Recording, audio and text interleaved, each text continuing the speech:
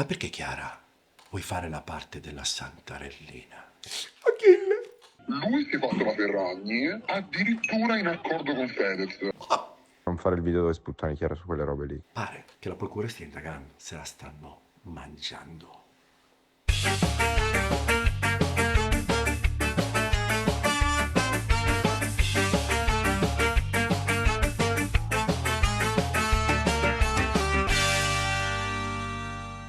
Nella scorsa puntata vi abbiamo raccontato la più grande menzogna italiana, il vero grande amore di Fedez. Ora, dovete capire una cosa, che a noi di ripostare i numeri, le visualizzazioni, i commenti, gli articoli di giornali, non ce ne frega niente. Non abbiamo bisogno di dimostrare, noi dimostriamo coi fatti. Il nostro racconto è stato bello, è stato riportato. Noi siamo felici di questo. Non siamo felici però di una cosa, di essere stati accusati da alcuna parte della stampa, quella bigotta, quella gelosa, quella invidiosa, di violenza, di menzogna, di bullismo. Reati non ne abbiamo commessi. Violenza non lo abbiamo fatta. Bullismo. Vi voglio rassicurare tutti. Il nostro amico Tortino sta da Dio. Il nostro amico Tortino ride col circolino di questa roba qua.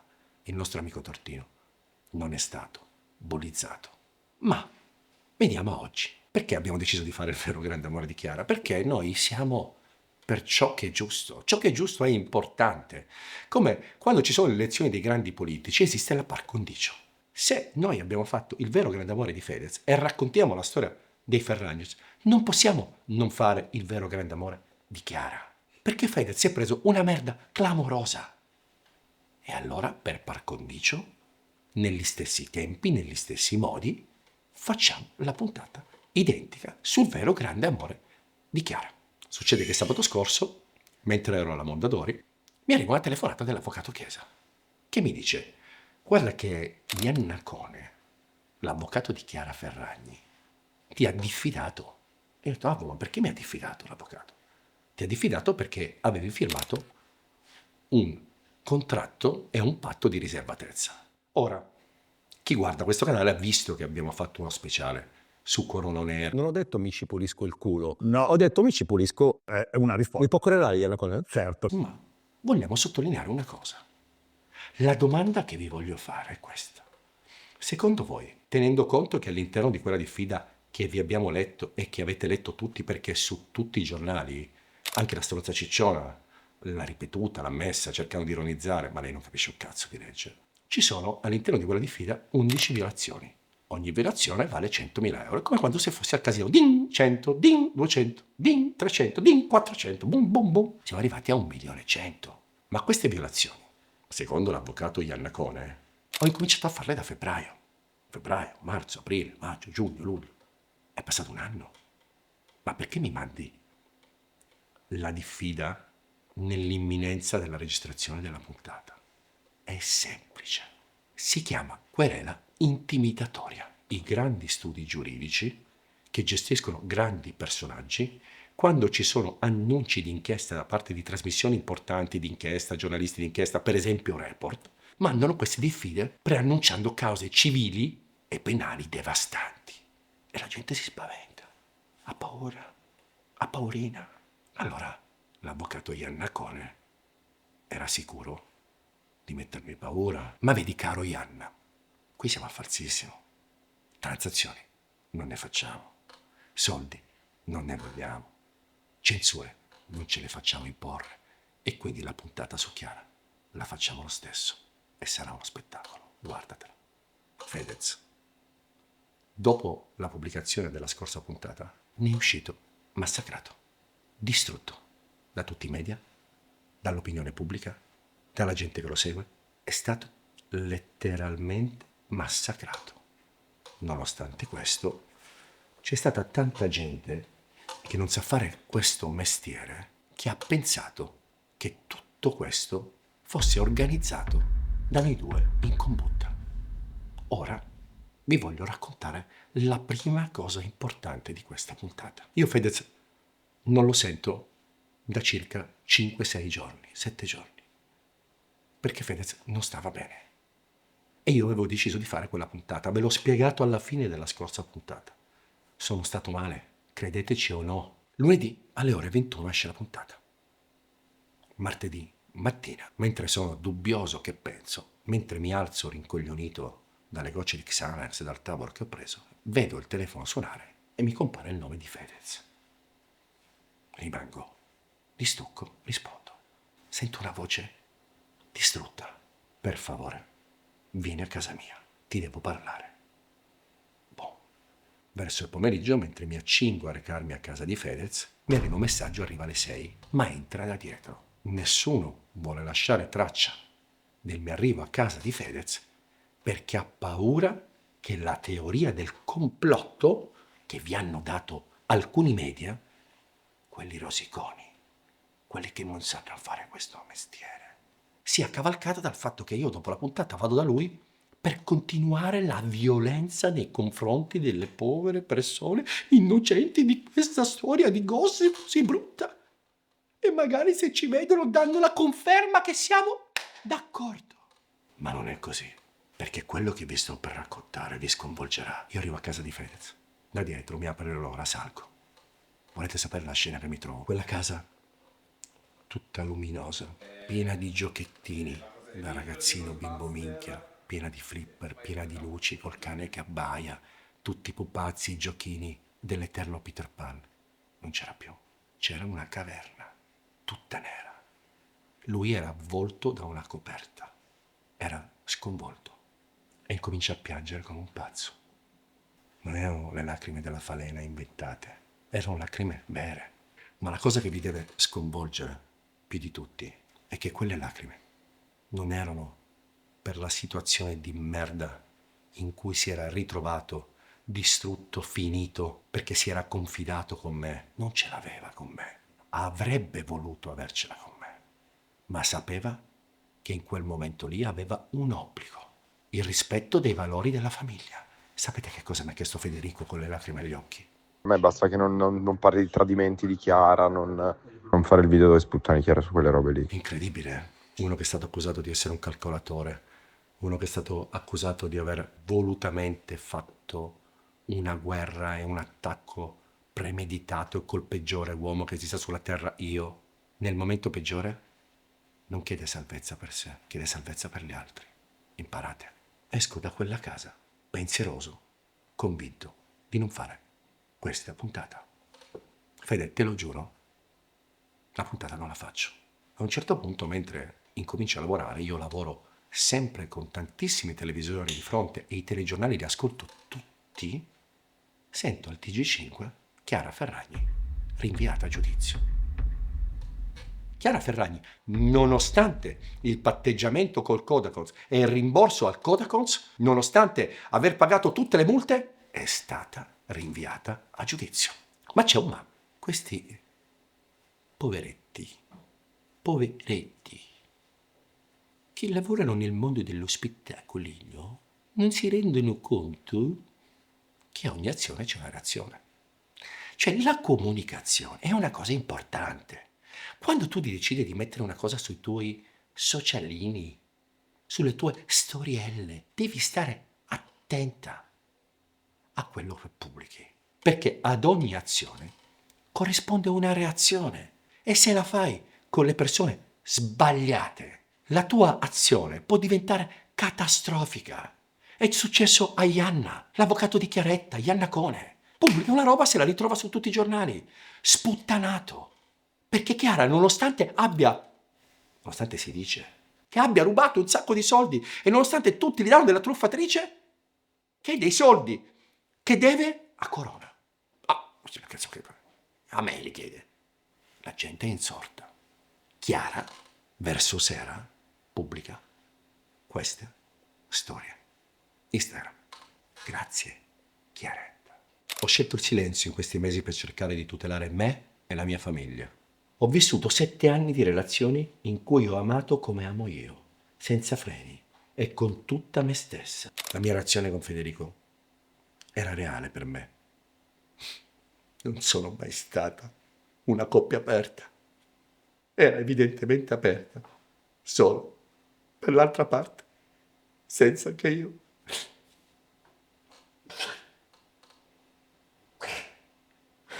senza che io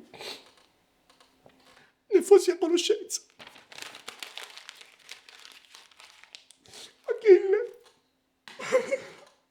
Achille non è il protagonista dell'Iliade, quello nei libri di storia che studi a scuola. Quando fai finta di dormire, sei quel librone che 2 coglioni leggerlo. Non è neanche il protagonista del film Troy con Brad Pitt. Achille è osannato per essere diventato famoso per fare delle robe di comunicazione becere, che ha il coraggio, il giorno della conferenza stampa, di dire che il gossip è violenza sulle donne. Si parla tanto di violenza sulle donne e bisogna rendersi conto che questo non è tanto diverso. Bis. Mazzanna non esiste più. Trump ha vinto le elezioni. Questa roba qui woke è morta. Achille, se tu hai avuto una relazione sessuale con Chiara e io la racconto, se tu nella tua grandissima carriera musicale hai deciso una mattina insieme al tuo capo, a quello che ti scrive le canzoni, perché tu le tue canzoni non te le scrivi da solo, non sei capace. Hai scelto di fare quella canzoncina bellissima con quel personaggio che vediamo tutti i giorni, Orietta Berti, nei programmi peggiori d'Italia. Conduce insieme a Rovazzi. Cioè, Orietta Berti e Fabio Rovazzi sono una coppia di conduttori della televisione. Ma non guardatela più la televisione! Ma vi rendete conto? Fai un pezzo con Fedez, incominci a frequentare il circolino, incominci a frequentare il gruppettino, incominci ad andare in vacanzina e passi il tempo per la promozione assieme. Vi racconto una cosa bellissima, che succede anche a voi umani, voi che state guardando questo canale. Succede che nelle storie lunghe d'amore, quelle che superano i 2, 3, 4 anni, che hai figli, che 2 coglioni, sempre la stessa storia, sempre la stessa farsa, sempre... All'inizio le vacanze dicono, sai che facciamo? Andiamo a cena da soli? No, che palle, non abbiamo che cazzo dirci. Andiamo a cena con i bambini? No, che palle, che cazzo. Allora si fanno le vacanze di gruppo. Chiara Ferragni e Fedez, negli ultimi anni, non li abbiamo visti mai da soli. Siamo andati a cena Io e te quando? l'altra volta. Quando? Quando mai siamo andati a cena io e te? Da Nei soli? mesi? Da soli mai. C'era sempre una marea di gente che rompeva il cazzo. Il gruppo si ripete fino a quando all'interno del gruppo si crea un'empatia. Primo sguardo, a cazzo mi guarda. Poi mi avvicino a prendere la bottiglia di vino, me la passi il tappo, mi sfioro la mano, sento un brivido, sento un prioritino. Non è tortino, prioritino. Quel prioritino che ti passa dall'ombelico, quella roba allo stomaco che ti crea eccitazione e senti che un piccolo fuoco è dentro di te e non vedi l'ora di consumarlo. È la prima occasione, è buona. Questo è successo a Chiara e Achille. La verità dei fatti è che un giorno Fedez va via, lei va a una festa, dice a Federico che va a casa e invece rimane. Quella notte consuma con Achille. Oddio, che violenza che ti sto facendo, Achille. Gente che vive di gossip perché se no non saprebbe come mantenersi. Io vivo di gossip. Amore mio, ti compro e ti metto a cantare nel parchetto di casa, con la tuta tutta aderente, tipo quello Tafazzi, quello che si dava i colpi sul cazzo. Vanno alla festa, tornano insieme e consumano. Non utilizzo la parola violenta, perché sennò poi sono un violento. Federico questa cosa la scopre. La scopre durante la relazione, ma ha il dubbio. Perché? Perché trova dei messaggi cancellati sul telefono di Chiara. Chi me l'ha detta questa cosa? Me l'ha detta Federico. Ho un audio, ma non ve lo faccio sentire, questo. Ho dei messaggi, ma non ve li faccio vedere, perché in questo momento basta Federico. È la puntata di Chiara. Federico mi racconta che è la stessa Chiara, dopo la separazione, nel momento in cui si erano riappacificati gli animi, di avergli ammesso che è stata con Achille. Ma la domanda è, ma perché Chiara vuoi fare la parte della santarellina, della brava personcina, della donna perfetta, di Santa Maria Goretti che non sei? Perché non riesci a essere vera? Perché solo io, Fabrizio Corona, in 15 anni ti ho tirato fuori delle parole, delle robe di stomaco. Le uniche robe di stomaco che gli ho tirato vere, perché le storie Instagram sono studiate sono quelli che ha detto a Striscia. Dai, non penso sia dedicato a me proprio di chiederlo a lui. Quella roba lì è pancia, quella che non c'è nelle storie Instagram. Allora perché scrivi quello che non sei? Perché dici quello che non fai? Perché non provi a essere reale? Chiara. Ora, io non voglio raccontarvi tutta la puntata, i tradimenti di Chiara, perché se no mi limiterei a fare una cosa molto bassa, perché questa puntata è strutturata per farvi vedere delle cose e farvi capire delle cose anche giuridiche di cui voi rimarrete scioccati, che non avete mai sentito, attaccati a questo schermo. Incominciate ad avere voglia, minuto per minuto, di scorrere avanti per sapere la verità, come nei più grandi film o nelle più grandi serie dove scopri delle cose pazzesche. Oh, una ve la vogliamo dire. Chiara ha tradito più volte. Una di queste è con questo altro personaggio, tale Diego Nasca. Ciao Spotify, sono Diego Nasca. Non ho mai fatto sesso con qualcuno di cui mi sono pentito. Chi è Diego Nasca e come conosce Diego Nasca? Diego Nasca è amico intimo di Luis Sal. Luis Sal in quel periodo è amico stretto di Fedez. Vi ricordate cosa vi ho detto pochi minuti fa? Che quando sei nelle grandi comitive, per sbaglio capisci che c'è un'attrazione e ti arriva il pruritino, o non ho detto tortino, ho detto pruritino e si accende quel fuoco che ti brucia dentro, che vuoi consumare. Sesso, identico ad Achille Lauro. Succede che a marzo dell'anno scorso Fedez va a un release party di Tony F. Di chi? Tony F. Lo nominiamo solo qua Tony F. Non lo nominiamo più. Non ci interessa la storia con Chiara, quella roba è commerciale. Va all'evento, litiga con Nasca e lo picchia. A prendere ammazzate? Con altre 3 persone? 3 contro 1? Mezza sega. Per una parte del pubblico la giustificazione è che Nasca, su un commento gravissimo di un haters che ha fatto Federico, ha messo un emoticon di una faccina che rideva. Ha usato ridere dei bambini, ma il motivo non era questo. Il motivo era che Fedez sapeva che Chiara lo aveva tradito con Diego. L'aveva saputo dopo la separazione. Ora vi facciamo sentire una telefonata esclusiva, quelle robe lì che non si possono pubblicare perché è una violazione della privacy, di uno dei più cari amici di Diego. Sentite cosa ci dice. Lui si è fatto la Ferragni addirittura in accordo con Fedez. Cioè, nel senso, sai tipo quelli che hanno un po' i fetish strani del farsi trombare la moglie? Oh, ma noi siamo a falsissimo, non a verissimo. Quindi non cerchiamo di raccontare le cose senza darvi la realtà dei fatti. E quindi che cosa facciamo? Telefoniamo a Diego. Lo sai perché ti chiamo, vero? Beh, lo immagino. Insomma, ci sei stato o no con Chiara? Assolutamente no. Ma scusa, si diceva di una storia a 3.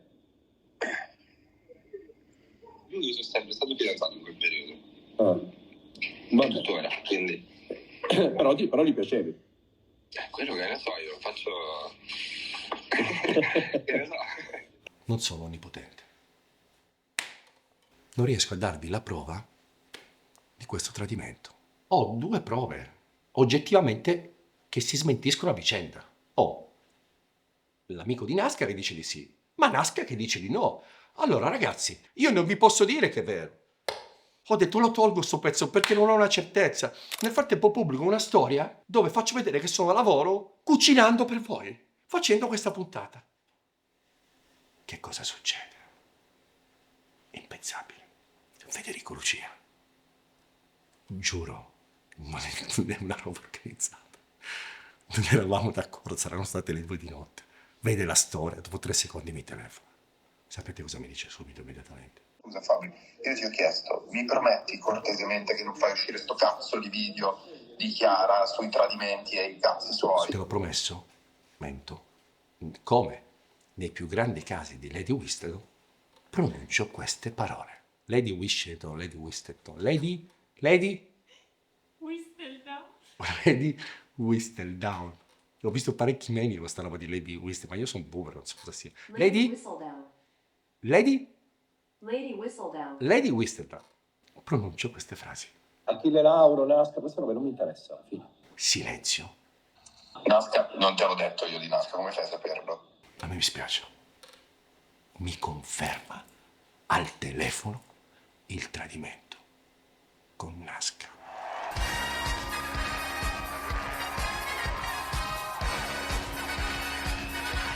Siamo falsissimo.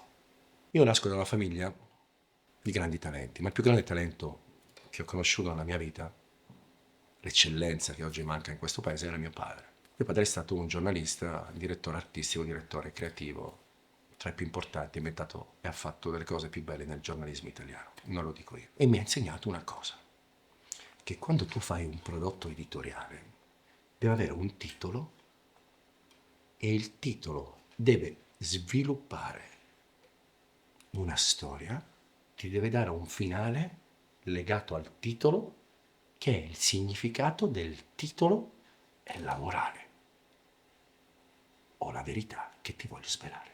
Il vero grande amore di Chiara non è Federico, non è Achille, non è,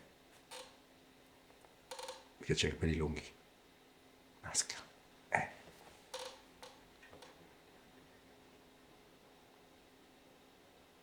questo, quell'occhiolino lì, azzurro, disegnato, con le ciglia in su. Il vero amore è quell'occhiolino. Chiara Ferragni non esiste. Vive solo per il raggiungimento del successo e della vita all'interno della sua bolla. Il resto non conta. Nel momento in cui una persona, nel giorno del rinvio a giudizio che non si aspettava, decide di pubblicare delle storie Instagram per la prima volta in vita sua pseudo vere, attaccando l'ex marito, distruggendolo come padre di famiglia di fronte ai suoi figli, quella persona lì non è umana. E lo sapete perché l'ho fatto? Tecnica di comunicazione che insegniamo alle mie scuole. Prendo una notizia, ne pubblico immediatamente un'altra, distolgo l'attenzione su questa notizia, con questa notizia, paf! Chiara Ferragni è stata rinviata a giudizio nonostante l'accordo col Codacons. Perché?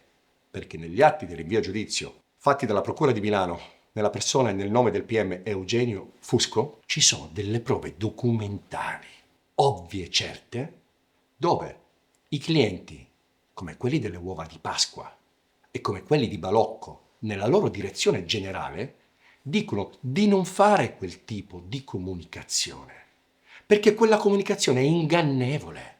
Ve le leggiamo una parte di queste mail. Il team Ferragni manda la prima bozza del copy. Usiamo Pasqua per fare del bene. Le mie uova di Pasqua Chiara Ferragni Brand, realizzate con dolce persone, stanno arrivando nei migliori supermercati d'Italia. Questo progetto speciale sostiene i bambini delle fate. Cereali Italia risponde. Riteniamo che l'incipit sia un po' troppo sensibile rispetto al tema delle modalità di sostegno progettuale condivisa. Il nostro suggerimento è quindi eliminare la frase usiamo Pasqua per fare del bene. Il cliente gli dice: dove vai? Stai facendo una pubblicità ingannevole. Chiaretta, bravina, bravetta, donna della porta accanto, Santa Maria Goretti. Chiedono una modifica del copy, ma il team Ferragni risponde: Chiara, ci tiene a utilizzare la dicitura a Pasqua facciamo del bene? Chiara, ci tiene a utilizzare la dicitura a Pasqua facciamo del bene perché non stiamo andando ad esplicitare il tipo di rapporto con i bambini delle fate, e Chiara con la sua potenza mediatica sta portando una grande visibilità all'istituzione sociale. Le sue tasche, i soldi, il 1.100.000 din din din din din che mi ha chiesto a me. Cereali Italia nuovamente risponde. È fuorviante in quanto passerebbe l'errato concetto che acquistando l'uovo si sostiene la causa benefica, ma in realtà la modalità di sostegno al progetto solidale è diversa. Team Ferragni risponde. Ok, comunichiamo a Chiara. Chiara se ne sbatte e pubblica lo stesso quello che voleva pubblicare. Di qui il rinvio a giudizio di pochi giorni fa, con una sicura, quasi certa condanna per le prove oggettive molto bassa. 1 anno e mezzo. Questo è quello che penso io. La stessa cosa la fa nel caso del Pandoro Barocco nel 2022. E peggio. Tradire ripetutamente la moglie oppure raccontare e vendere a tuo marito che sei qualcosa che in realtà non sei. E peggio, tradire o essere accusati di aver rubato. Stiamo parlando di due persone che in un certo momento storico italiano sono diventati un potere politico. La Schlein, quel personaggino Zanna, col suo DDLino. Servono nuove regole per gli influencer in politica, Chiara Ferragni diceva una cosa, la sinistra, il potere della sinistra l'appoggiava. Era diventato un mezzo da usare contro lei, Giorgia Meloni, la cattivona. Ve lo ricordate Fedez il 1 maggio? Disegno di legge di iniziativa parlamentare che è già stato approvato alla Camera come il DDL Zan può tranquillamente essere bloccato dalla voglia di protagonismo di un singolo. Il nostro sindaco di Milano, Beppe Sala, gli ha dato un Lamborghini d'oro a Federico e alla Ferragni che ha accusata di aver rubato ai bambini, di aver usato la beneficenza. Gli ha dato un premio. La sinistra li portava come esponenti della nuova libertà personale. Ma cosa stiamo parlando? Giorgia Meloni, che mi ha querelato, ma io sono meloniano, la stimo. Giorgia Meloni si vendica e durante un evento pubblico l'accusa. Non sono gli influencer che fanno soldi a palate, promuovendo carissimi panettoni con i quali si fa credere che si farà beneficenza, ma il cui prezzo serve solo a pagare cachet milionari.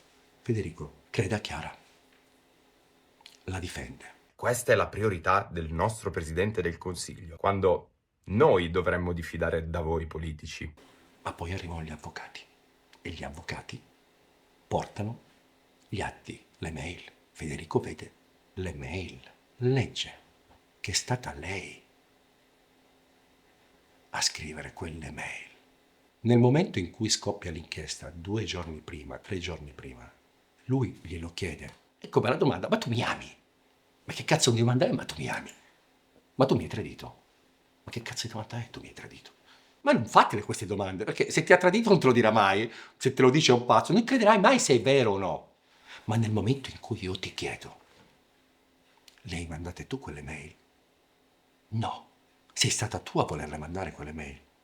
Hai ingannato, hai utilizzato il nome perché non è che sei Chiara Ferragni, siamo i Ferragnez. Se hai fatto una cosa sbagliata ne pago le conseguenze io. Se hai fatto una cosa sbagliata non sei quella che conosco veramente. Non c'entrano le corna. Lei li mente. Lui legge le mail, la scopre. Gli avvocati che assume Chiara sono degli avvocati bravissimi, fortissimi, che leggono le carte e capiscono tutto. Parlano con Chiara e capiscono che quelle mail non le ha mandate lui. Chi le ha mandate? Fabio D'Amato. A quel punto vanno da Chiara Ferragni e gli dicono: abbiamo risolto il problema. Di che è stato Fabio? Digli la verità. Fai un video, piangi veramente, non organizzato con la tuta grigia, vero? Dici che ti dispiaci e che quelle mail, siccome te pensavi i cazzi tuoi a quella roba lì e siccome, ve lo diciamo ora, eri plasmata, plagiata, perché eri completamente soggiogata dal circolino e da Fabio D'Amato, quelle mail non le hai mandate tu.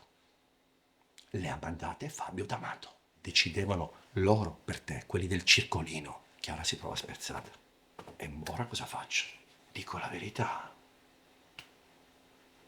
Cazzo, ma se dico la verità, questo sa 8 anni dei grandissimi cazzi miei. E siccome io sono questo, è meglio andare a processo che denunciare Fabio D'Amato, che potrebbe essere la più grande arma di distruzione di massa dell'occhio di Chiara Ferragni, cioè di Chiara Ferragni, e potrebbe farla finire per sempre. Questo è il vero motivo. Un bravo avvocato ci racconta di come lei incomincia. Chi è la persona con cui ha incominciato Chiara Ferragni? La persona con cui ha incominciato è Pasquale Morgese. grande imprenditore barese. È stato il primo a firmare la prima licenza di L'occhio di Chiara, brand Chiara Ferragni. Chiara Ferragni faceva le fotine, era bravina alla porta accanto, ma il vero Deus ex machina era Riccardo Pozzoli, il suo ex fidanzato. E Riccardo Forzoli, insieme a questo avvocato, che firma il primo contratto di licenza. Da lì incominciano, vanno all'estero, vanno a Miami, si trasferiscono a Los Angeles, sono i primi, intervengono, crescono, fanno, disfano, diventa Chiara Ferragni, c'ha tutte le sue amiche, tutta quella roba là. Spam! Si lascia con Pozzoli. Notizia. Pozzoli rimane in azienda, anche se è lasciato. Notizia. Chiara si fidanza con Fedez. Notizia. Fedez si fidanza con Chiara, lo caccia. Chiara Ferragni acquista un'enorme popolarità, devastante, ma perde in immagine del circolino, della moda, fino a quando, con la costruzione del brand Ferragnez e la costruzione della famiglia, prende credibilità, organizzando e studiando a tavolino questa nuova tipo di comunicazione, arrivando poi alla copertina di Vogue che la sancisce regina del circolino. Arriva a prendere Fabio D'Amato come CEO, nonostante non avesse mai ricoperto questo ruolo, e incomincia un'altra narrazione. Sentite cosa ci dice l'avvocato. Lei era una persona estremamente arrogante, ma incredibilmente debole. E non avendo più il punto di riferimento principale, che comunque era un ragazzo estremamente intelligente, e incominci ad ascoltare quello che ti dice Veronica, quello che ti dice Filippo. Quell'atteggiamento e quella forma mentis era un averla plasmata Fabio Maria D'Amato a sua immagine e somiglianza, perché era un ragazzo estremamente cattivo con il mondo, che ha raggiunto il potere, trattava a merda tutti, si è sentito onnipotente da ragazzino qual era e ha trasmesso dei valori completamente sbagliati sotto il profilo imprenditoriale a Chiara. Lei è schiava del suo circolino. Federico è stato accusato da molta parte della stampa, ovviamente sempre dalla stronza cicciona, col figlio che lavora da Briatore, quindi il massimo della propria sfanculaggine. Grande Leon, numero uno Leon, la stronza, incomincia a supporre che Federico faccia la stessa cosa di Chiara. Anche altra stampa lo suppone. Le società di Federico vengono indagate, vengono perquisite, vengono controllate. Risultato? Zero. Niente, tutto pulito. I dati oggettivi che i negozi della Ferragni sono chiusi. I dati oggettivi non controllati ci dicono che le aziende della Ferragni avrebbero perso l'80%. Ma perché vi dico che avrebbero perso? Chiara Ferragni non presenta il bilancio della sua azienda madre, la Fenice, del 2023. Pasquale Morgese fa appello al Tribunale di Milano per l'articolo 2409. Dice: guardate che all'interno della gestione ci sono una serie di gravissime irregolarità e quindi chiediamo che venga rimosso l'amministratore delegato in carica e venga nominato un amministratore giudiziale. Morgese, per richiedere il 2409, si appella a una motivazione gravissima: la non approvazione del bilancio nei tempi prestabiliti. Il bilancio non viene approvato perché è drammatico. Chiara, la truffa è niente in confronto a questo ipotetico reato. Quando firmi il bilancio devi garantire che l'azienda avrà una vita stabile di almeno 12 mesi dopo che hai firmato il bilancio, ma c'è un dubbio e i bilanci non vengono firmati per questo. Chiara si rivolge allo studio legale più importante d'Italia, Gianni e Origoni, studio legale che offre consulenze ad aziende in tutti i settori del diritto degli affari. Lo studio indica Calabi, presidente e amministratore indipendente. Chi è Calabi? Calabi viene chiamato come risanatore da gruppi industriali e società italiane importanti per uscire dalla crisi. Si è occupato del Sole 24 Ore, di Zonino, di Fimal, di Italtel. Volete sapere che fine ha fatto Italtel? È fallita. Volete sapere che cosa comporta un fallimento? Un'ipotesi di bancarotta. Volete sapere che reato è la bancarotta? rotta, un reato che va a seconda della distrazione dai 4 ai 15 anni. Ora, ascoltate questa telefonata con questo imprenditore che fatturava una marea di soldi al mese, che ha avuto Calabi come amministratore. Quello che è successo a Chiara Ferragni è esattamente quello che è successo a me. Gianni Oregoni, essendo avvocato di risanamento, dove Calabi è presidente, gli aveva detto: guarda, se hai bisogno di un amministratore indipendente, ti consigliamo lui. Secondo te lei si è fatta fregare da Rigoni e Calabi? Si è fatta fregare, loro gli ha messo lì Calabi. Sul fatto che Calabi abbia l'opportunità di tirarla fuori dalle pesti, io personalmente ho dei seri dubbi, se non altro per esperienza. Il fatto che sia stato messo Calabi è un segno negativo, perché poi gli avvocati con gli amministratori, quando vedono dei ricchi incapaci, non è che pensano a loro, pensano a se stessi. Quindi secondo me Chiara se la stanno mangiando. Tronchetti Provera è l'unico che la può salvare da un'ipotetica bancarotta. Se si dovesse verificare, attenzione, stiamo parlando di ipotesi, se si dovesse verificare un reato di questo tipo, però c'è una prova certa, c'è questo 2409, per evitare un processo devi mettere mano al portafoglio, ma non il milioncino, non il milli, non il 1.100.000 che ti do io. Parliamo di 10, 15. E chi ce li ha? Ce l'ha Gollum. Scusate, Tronchetto. Solo lui la può salvare. Solo lui può mettere mano al portafoglio. Come reagirà a questo scandalo, Giovanni Tronchetti Provera? In questi giorni tutti parlano di possibili litigi in casa, della madre che non lo vuole, ma è notizia di pochi giorni fa che Chiara Ferragni, per sbaglio, nelle storie, ha pubblicato questa foto, 33 secondi, violando i patti dell'accordo di separazione sulla gestione della visibilità dei figli che non si possono più far vedere. Pubblica Leone Lucia a casa di Tronchetti Provera a St. Moritz. La verità è che Chiara fa volutamente quell'azione per dimostrare che lei sta ancora con Tronchetti, che lei va a casa di Tronchetti e che lei porta i figli a casa di Tronchetti. Vi abbiamo raccontato una storia meravigliosa, una marea di retroscena, ma sempre seguendo mio padre c'è tutto un disegno. Chiara Ferragni non paga l'ipotetica truffa ai bambini.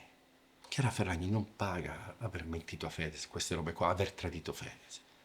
Chiara Ferragni paga la mancanza di umiltà al momento del raggiungimento del suo potere. Vogliamo parlare di come si è comportata con Silvio Campara, che si è inserita in un matrimonio con 2 figli, facendo soffrire tremendamente la moglie perché gli piaceva un uomo che magari poteva aiutarla con le sue aziende perché faceva quel lavoro. Vogliamo parlare della moglie di Tronchetto, ma vogliamo parlare di come si comportava con tutti gli altri influencer. Tutti sono inginocchiati al suo successo, al suo carisma e al suo potere, perché si trattava di potere. Tu fai entrare poche persone. Quelle che riescono ad entrare dentro, riescono ad entrare nelle sue grazie. Ho trovato persone che hanno viaggiato con lei, hanno vissuto lei lavorativamente parlando, e effettivamente mi hanno detto degli aneddoti agghiaccianti. Ma soprattutto vogliamo parlare di quello che ha fatto a Belen Rodriguez. Ve lo ricordate il Fuocherello? Filippo Bisciglia, Temptation Island. Ora vi faccio sentire il racconto di Belen Rodriguez su che cosa le ha fatto la Ferragni e vi racconto che cosa c'entra Sabrina Ferilli in tutto questo. Godetevela.